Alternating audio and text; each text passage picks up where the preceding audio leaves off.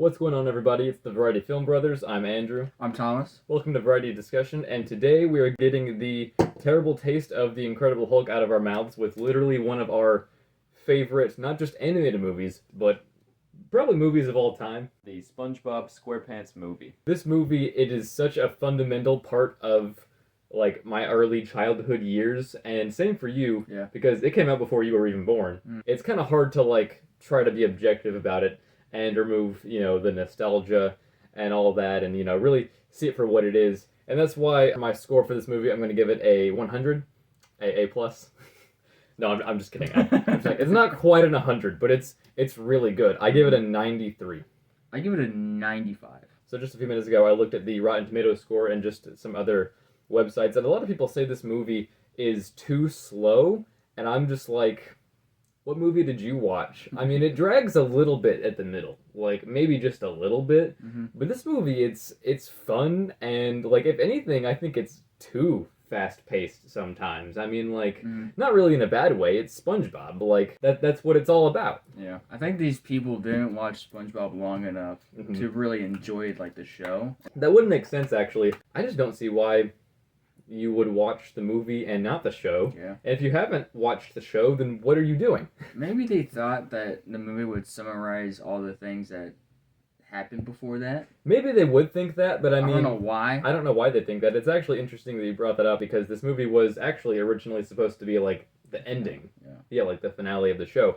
And when you think about it like that, it actually works really well, because like the first episode of SpongeBob, I think, besides like the no dialogue short episode, I don't know if you've even seen that, but the first actual episode of SpongeBob is the one where he gets the job at the Krusty Krab. So it actually bookends the show really well.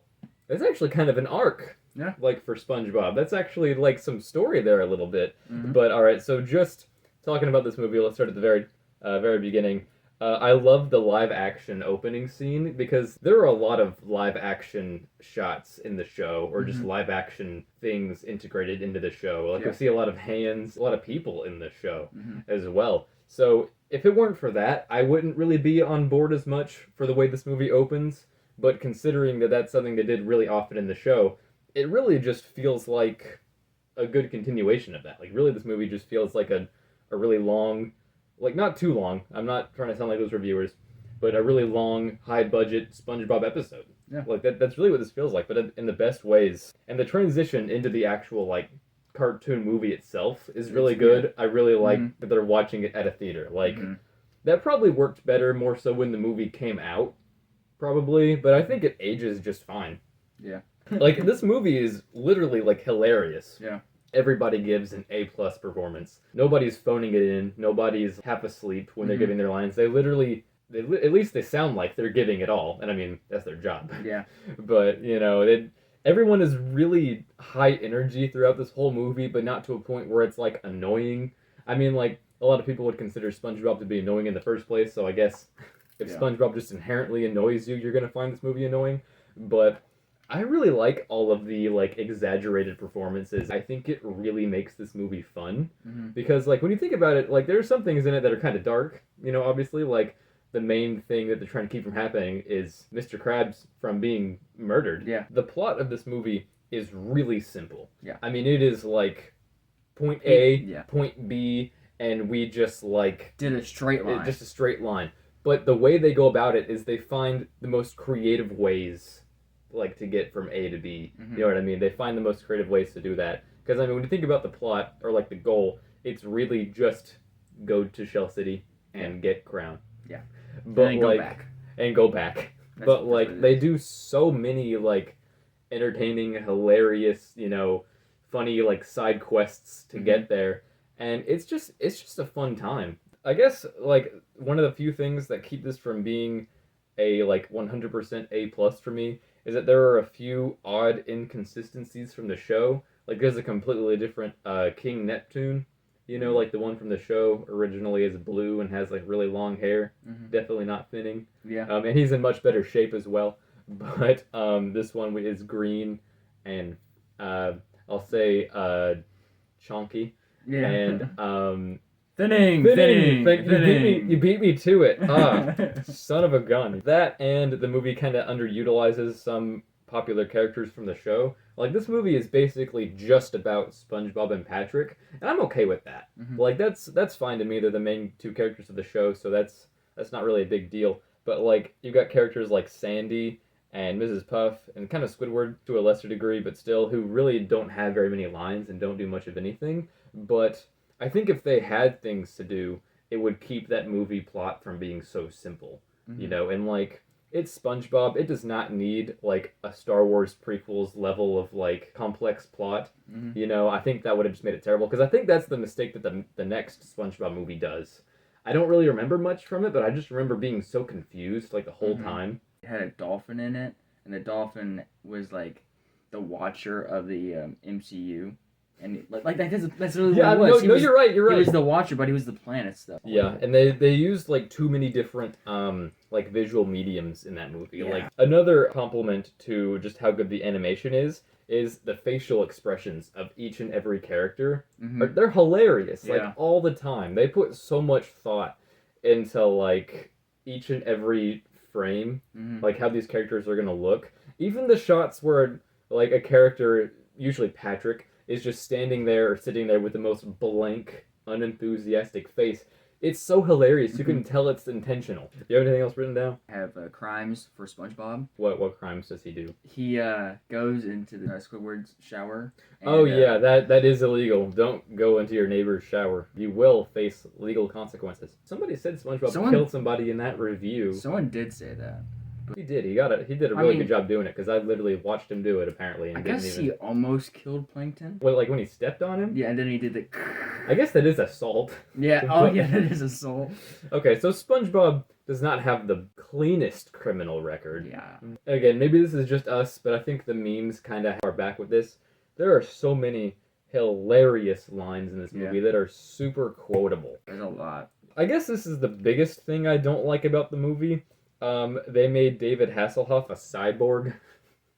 I don't know why they did. I think it was a really good idea to have David Hasselhoff in this movie, because this is a really, like, summer movie. Like, when I think about how nostalgic this movie is to me, I'm thinking, like, you know, back in elementary school, like, it's the middle of summer break, you know, like, we just got back from the pool or something. We've tired ourselves out. We got to put on a movie. What are we going to watch? Oh, the SpongeBob SquarePants movie. Yeah.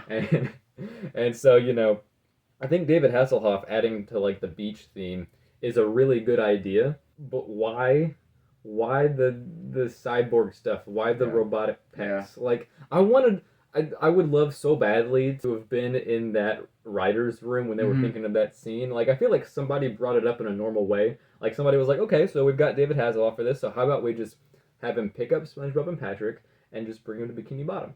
And then everybody else was like, yeah, that's pretty good. And then one dude, cracked out of his mind, stands up and says he shoots him out of his boobies.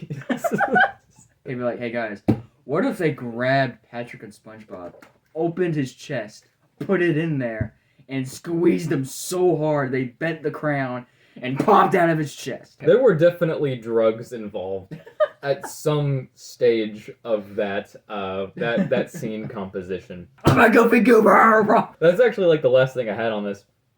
Is like the soundtrack for this movie isn't. I wouldn't say it's amazing, but it's like it's really fun. Yeah. You know what I mean? Like, it's also a cover. It is. You didn't know that. Yeah, I didn't know that until like maybe a year ago, and I'd never felt stupider in my entire life. The credits, the end credits, Ocean Man, perfect. Dude, that is a beautiful song. I don't care what anybody else says. I love that song. It's probably because of this movie, is why I love this song so much. And too many people meme it. I think the most popular meme was the voice crack of the kid who did the Ocean Man.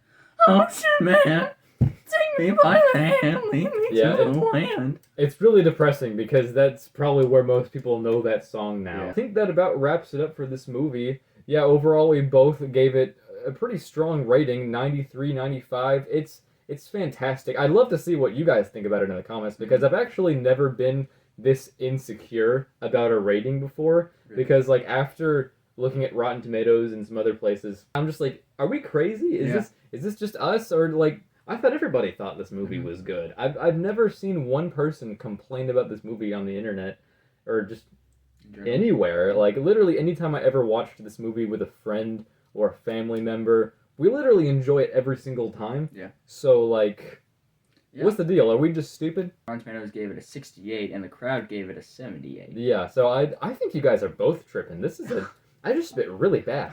I think this is at least like a B, like at least a B. At least a B. Like, in my opinion, it goes like lightning fast. Yeah. It, like, except for like a small portion in the middle drags a little bit, but still, that's just in comparison to the rest. It's all still really fast, really enjoyable, and again, like, all the jokes land, or at least like 85% of them. They're really simple. Like, it literally has a funny quote or a funny facial expression at like every corner. I've literally never walked away from this movie disappointed. So, talking about, I think, the future of this channel for just a minute. We've been getting some more views, and that's been really cool. Yeah. And we've been able to make posts as well.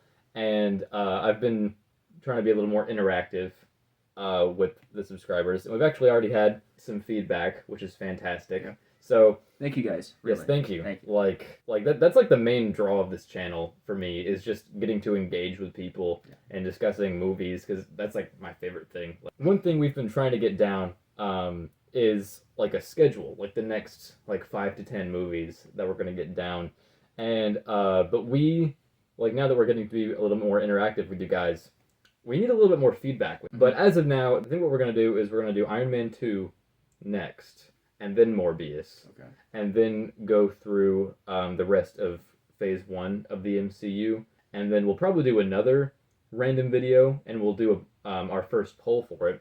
Make sure you're participating in our polls, guys, because what you want to see is what we'll do. I mean, we'll do other things too, but we'll put it higher up in the priority list for sure if we know that it's something you guys want to see. Yeah. But then after whatever wins the poll for the random movie that we do right after the Avengers, and then go back to Star Wars for a little bit.